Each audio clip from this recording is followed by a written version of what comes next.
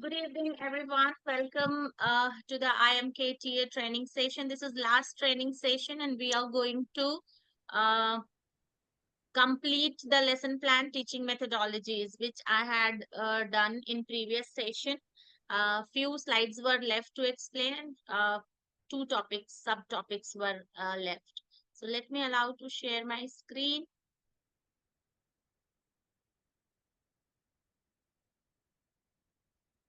There.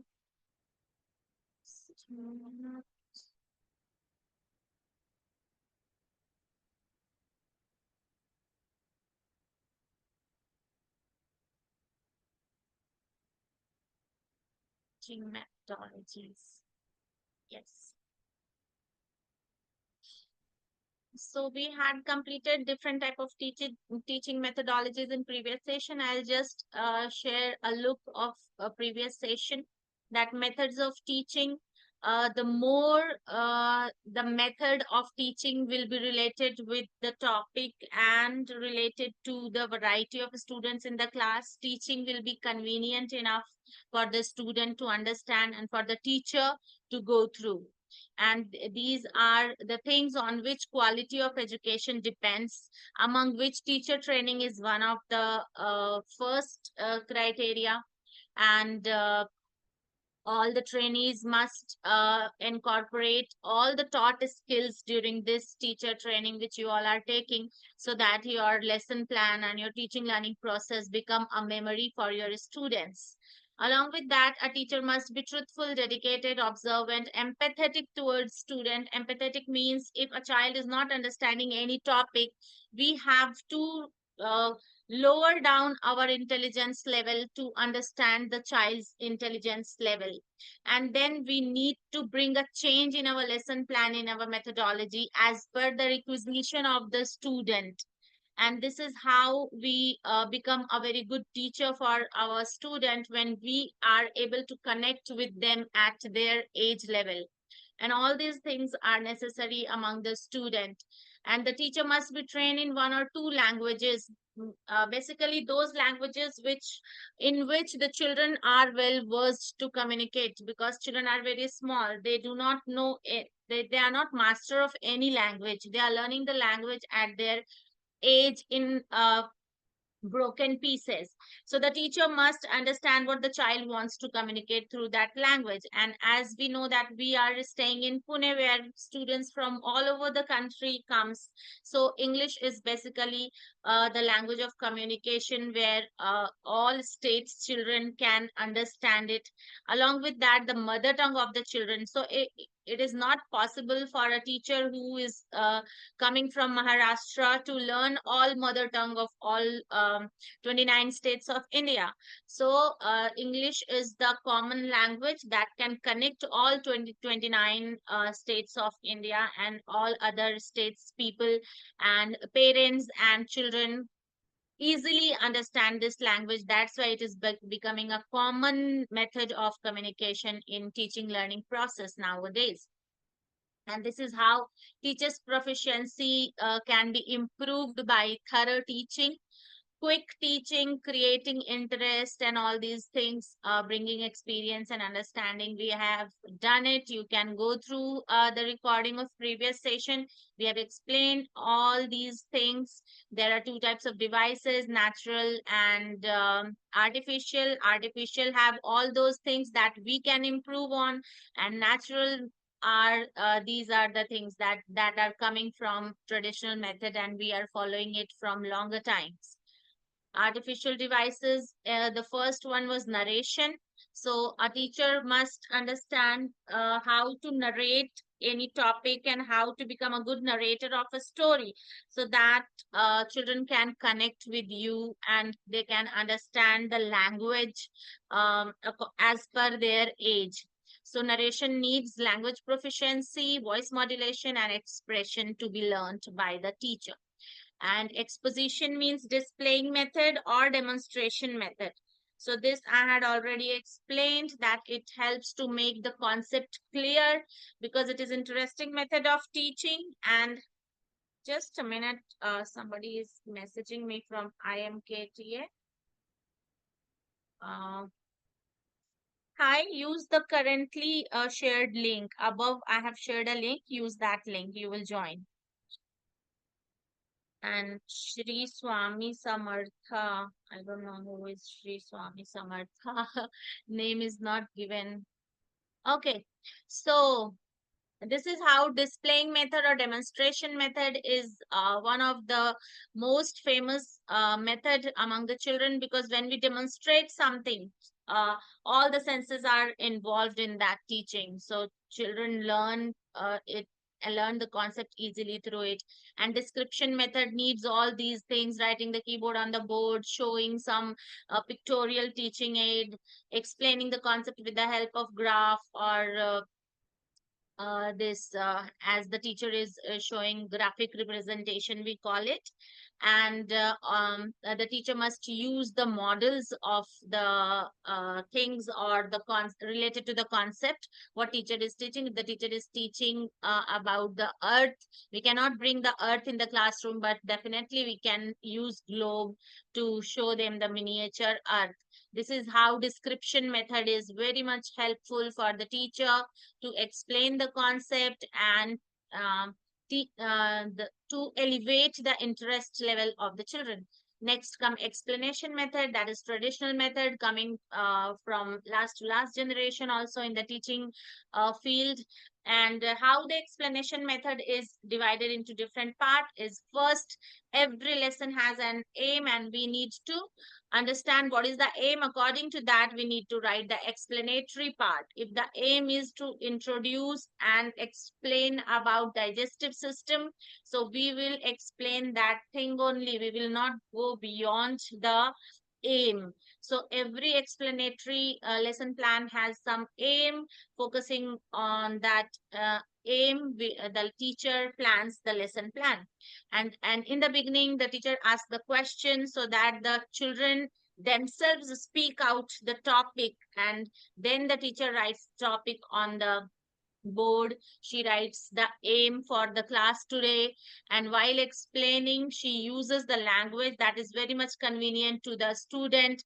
If some students are understanding English, it's well and good. If the children are not understanding English, you can, if you know their mother tongue, it's better to re-explain it.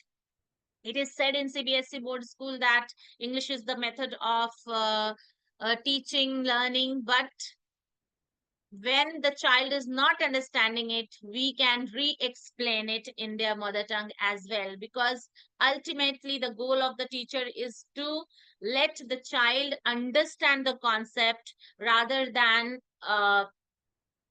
related to or fixing ourselves to some of the languages. So to achieve the goal, we can switch on different languages as well if we know. And then all the important points we write on the board at the end, so that the child can recapitulate what in short form, what are the things the teacher has taught today. And then at the end of explanation method, the teacher asks recapitulation question from the children as well, to understand how much the children understood the topic. If the children understood all the things, it's well enough. If they don't understand, the teacher writes it in the diary that these are the points which are not clear, and next day she needs to incorporate 5 minutes or 10 minutes dedicated to those part of the lesson which the children couldn't understand today. This is how we are linking lesson plan from one to next topic. And why now next comes questioning method. Questioning method helps the children to grow into high order thinking skills. The motto of teaching is teaching the concept always enhance the questioning skill of the children related to different topic. Why? Because when they will start going to face their professional field, their social interest about the people in the society, when the child will enter the society, there will be many things that will not be fitting in the an adult's mind.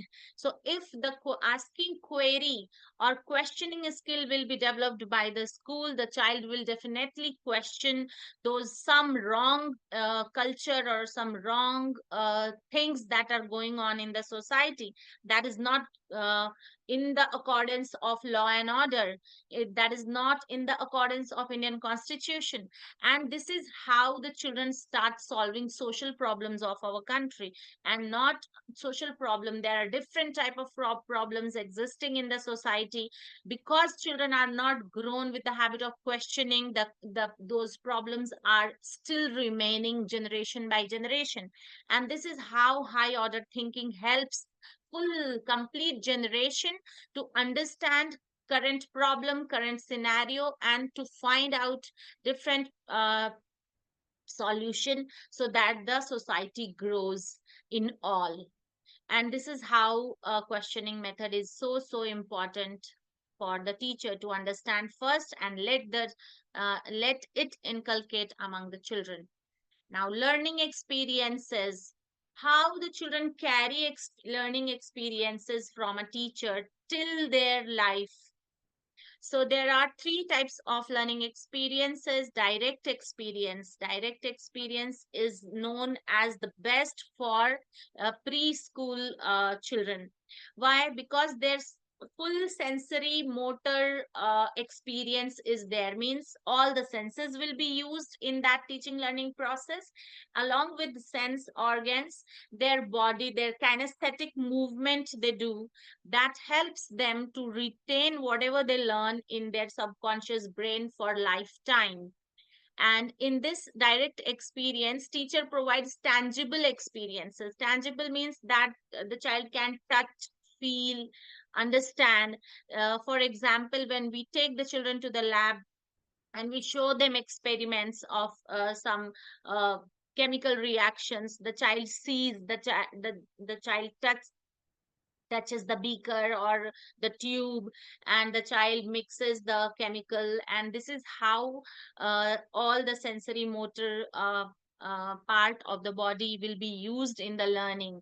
And this type of learning remains for lifetime. That many experiments and studies have been done on what type of method remains in the child's brain for lifetime.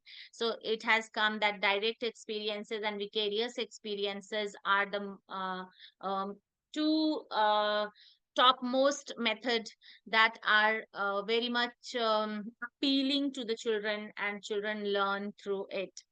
So these are the examples, like field trip. When we take the children to some historical monument, or we show them their construction method, their material used in the construction, what was the reason behind of this particular monument construction. So it remains in a child's brain for lifetime. When we prepare a seed bed in the classroom, like we tell the children to bring a cup full of mud. Along with that, we tell them to put some seeds, and the seed bed prepares in the classroom. So germination, when we teach germination, so it stays in child brain for lifetime, that for germination we need soil, we need moisture, we need warm temperature, we need to put it nearby the sun or on the window. We need to put the seed, spread the seed, and water the plant, like this. So this is how learning remains with the children throughout the life. Abstract experience or symbolic experience, that is the traditional method of teaching, oral and written. We only explain the topic, we go to the class, give them some notes, they do rote memory. And this is for time being, for 1 year or 2 year. They will have that image in their brain by reading the content, and then after few years it will vanish. It will not stay in child's brain for longer time. And many a times explanation can be misinterpreted and misunderstood. Why? Because whatever I am speaking, how the child is taking in his brain, how the child's brain is translating it and understanding it. It's many a times it differs from teacher to children, and that's why this method is was used in previous generation. But now we focus more on in some of the topic. Obviously we take this oral and written method because our teaching content are such that some of the things we need to memorize, like formula, chemical reaction formula, and physics equations. All these things we need to memorize, but not all the topic covers through this method. So next comes vicarious experience. What is vicarious experience? The teaching learning process in which we study about different activities of other people. It is nowadays, it is very famous quote that it's not necessary that everything we learn about life by our own experience. We can also learn about life through experiences of others. This is what vicarious experience tells, that whatever happened in the past, if we study about that in history, in science, in when we study about the life history of scientists and all, we understand that these things happen to them, so same thing can happen with us if it is related to the nature, if it is not changeable things. So we can learn through their learnings rather than we wait to let it happen in our life and we will learn. So this is how it works. And rather than by doing something yourself, or imaginative experiences through models of globe, atom, films about galaxy and stars, television serials of historical characters, and radio, audiovisual aids like videos. Nowadays, we have many video lesson plans available on the internet, so we can incorporate all those things for bringing the world in the classroom. We cannot show them atom in real life, but we can show them through some video, through some models. We can also show some microscopic thing using the microscope, using the globe. We can show the models. And if the child is asking about galaxy and stars, we cannot take them in real life to the galaxy, but we can show them through AI tools, or those VR glasses are available in some of the schools. In I must tell that Indira National School has VR lab with them. So some of the topics with like galaxy and stars, children go to VR lab. They put VR glasses for 5 minutes, not more than that, and then they experience galaxy, star, and planets over there. So this is how teaching is incorporating vicarious experiences using VR glasses, AI tools, and videos. And these two methods are lovable method by the children: direct experiences and vicarious learning. So this I have already explained that these two methods are the best methods. Now simulation. Simulation means representation of something through role play or team teaching technique. So what is this? Role play helps in artificial environment to know about some person, event, and social processes to develop perception about them and grow attitude and insight to face or overcome for existing problems, learning from past or history. What is the meaning of this? Suppose we have to teach the children that gender equality topic. So how we will teach them in the classroom? So we will pick up some examples from the past where, like Savitri Bai Phule, she has started the girls' school in Maharashtra, and she understood the value of girls' education in the society, because girls are now covering 50% of the society. So, if we will try to develop only boys in the society, half society will be elevated. And if we are trying both the girls and boys growing equally with some equal rights, as all the adults know that girls and boys are physically not equal, but mentally or right wise, duty wise, they can be lifted equally in the society to solve many social problems that is still existing in the society. So we give example from the past, and then we present role play, so that children can understand that, oh, this is how we can cope up with these problems. Those are still existing in the society. And education is the tool that that that is needed for eradication of social evils that are continuously continuing to in our country. We see them, and as a parent we are working with our family, and the teachers, all the teachers are also working in their family, so that at least some of the families, those who are working in true manner, we can contribute for the growth of our nation, social growth, moral growth of our nation, all these things. So I had given example of Manikarnika. Like if we want to give the example to the children of gender equality, that boys and girls both should work for the growth of nation, then the children will ask how we will work together for the growth of nation. So we can give the example of Manikarnika or Jhansi Ki Rani, that when the king was not king died, and the command came into the hand of Jhansi Ki Rani or Manikarnika, how she has had played her role in the absence of male power in her kingdom. So that is the thing that every girl need to learn. When that is decision making skill, what Manikarnika learned, that is safety skill Manikarnika learned during her childhood. Leadership skills Manikarnika learned.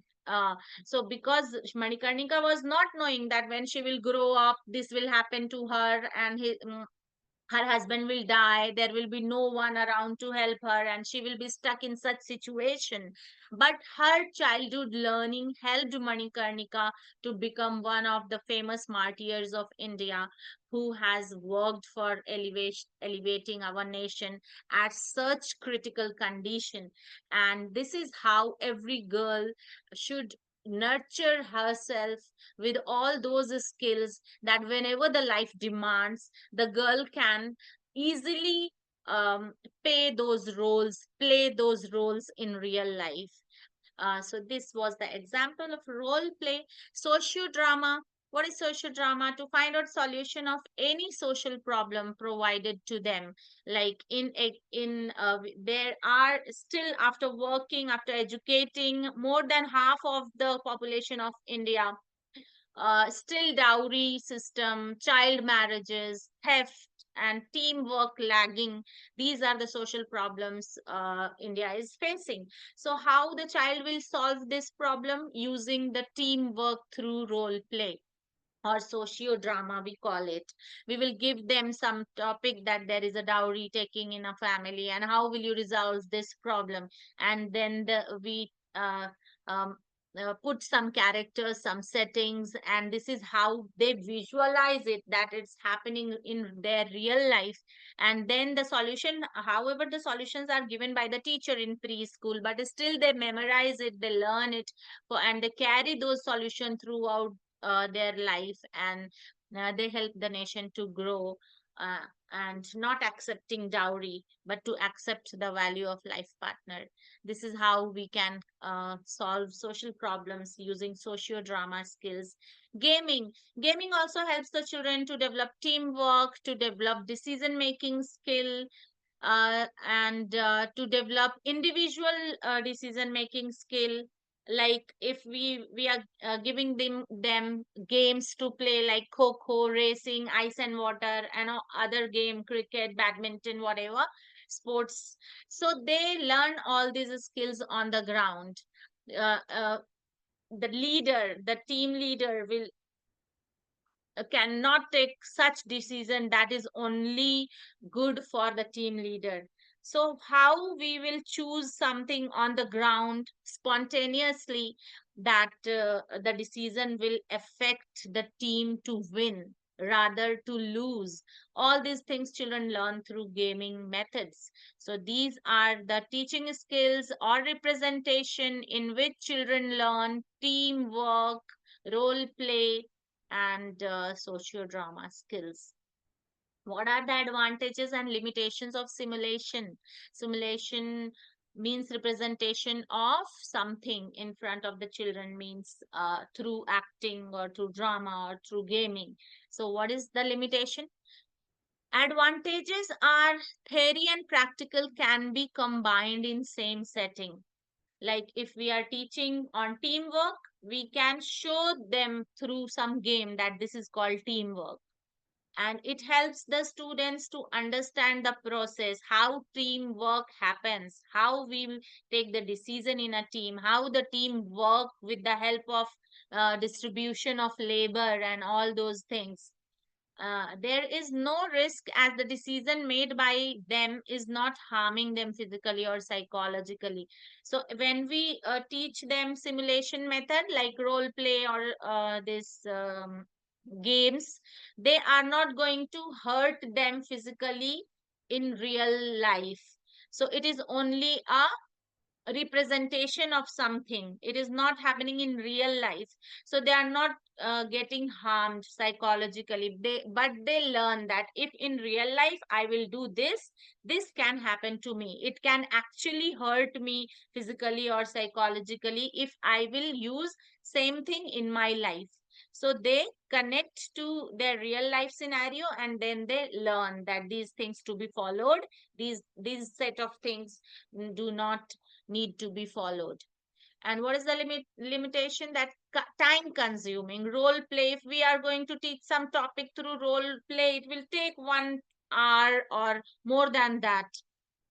We will assign the character, we will make the settings, we will let the children learn the dialogues and all those things. So it's so time consuming. That's why it happens once or twice in a year, in concert or in some of the programs. We give them chance to by picking up some topic so that they can learn it.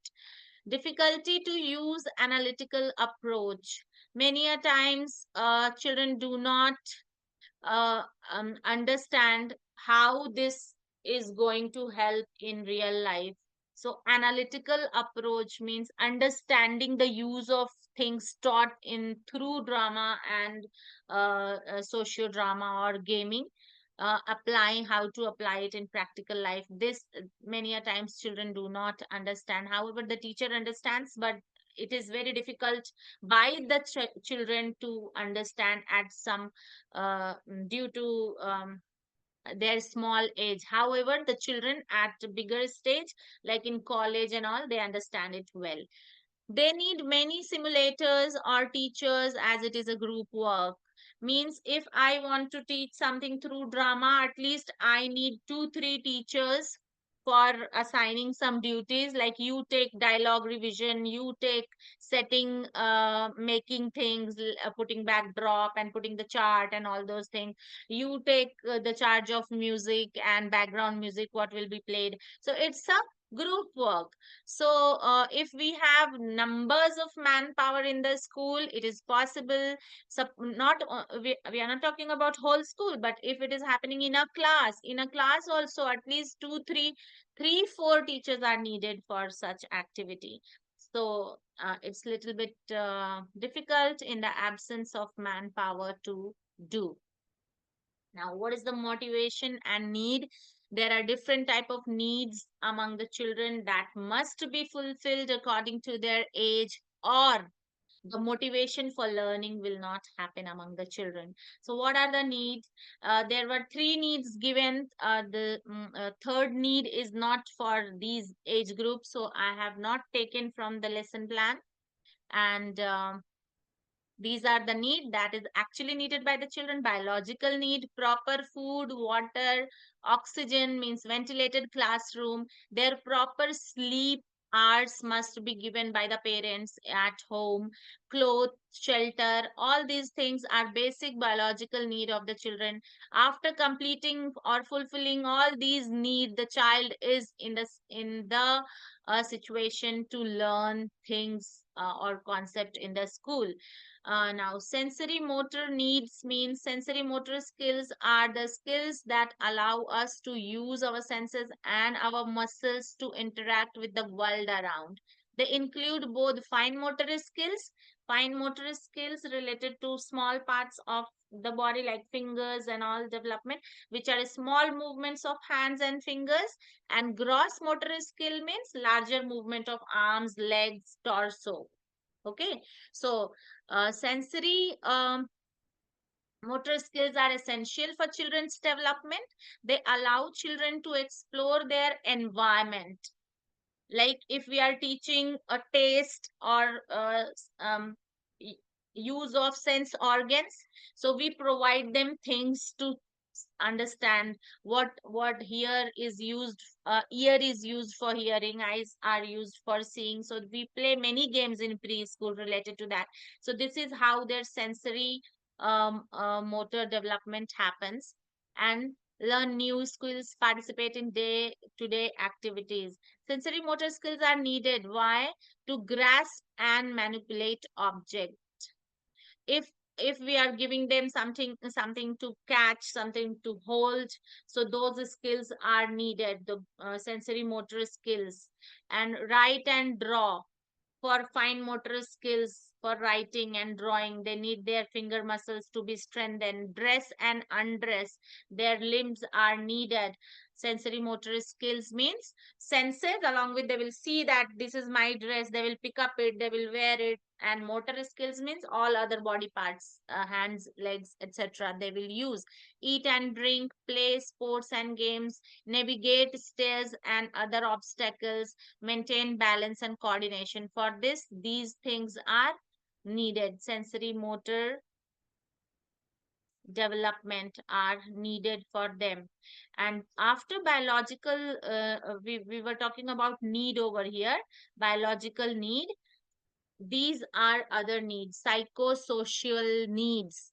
What is psychosocial needs? The need of the children that help them to grow, uh, to help them stay mentally strong, so that they can adjust in their social group. If the child is facing many trauma and many bad happenings in the past, the child will not be able to connect with the social group. Social group means with their peers, with their friends in the park, in the society.